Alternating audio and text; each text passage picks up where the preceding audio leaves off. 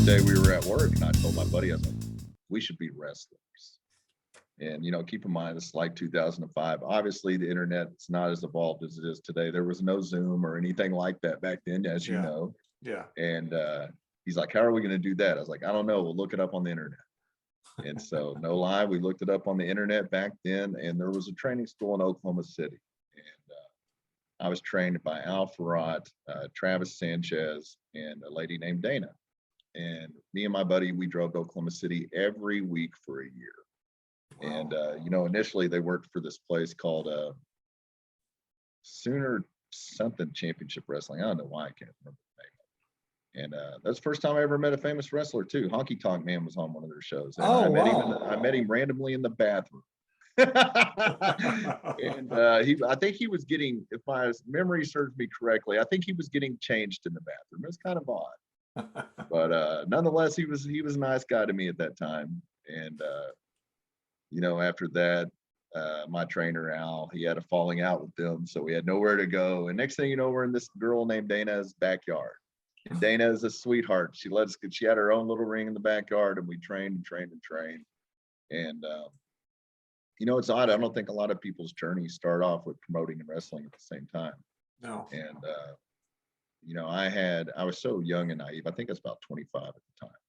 And I thought that if you had a massive card of well-known people, that people would magically know about it and they would show up. And I mean, it was a massive card. I think the main event was Lex Luger in one of his final matches, and Buff Bagwell versus Jeff Jarrett and Scott Steiner. New Jack was on this show. At the time, Natalya Neidhart, it was the biggest match she'd ever had. It was a triple threat match between her, Christy Hemme, and Gail Kim. And Molly Holly was the special guest referee. Dr. Death Steve Williams was on this show.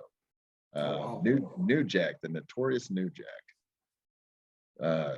May he rest in peace. But after that show, I never used him again and would never even consider using him. Oh, wow. He was very interesting. At that time, getting into the wrestling business and being naive is very hard.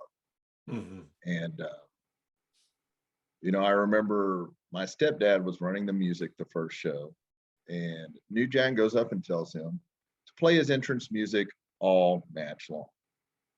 And he gave him the explicit version of his song. Oh, no. And so Natural Born Killers, the explicit version, is playing throughout his entire match. After the match, and it's a bloodbath. After the match, he proceeds to get on the mic and start cussing out Vince McMahon like he's going to magically hear this promo. And I remember standing in the tunnel, and it was wild to me because my first wrestling show was actually in the same Coliseum where I saw wrestling live for the first time. I saw the Von Erichs, Stone Cold Steve Austin, Stunning Steve at the time, Chris Adams.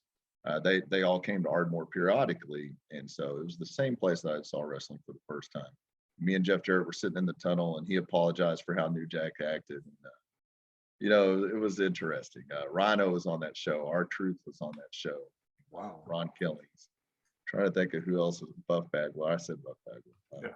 It was a very star-studded show for somebody that had no business or didn't know what they were doing.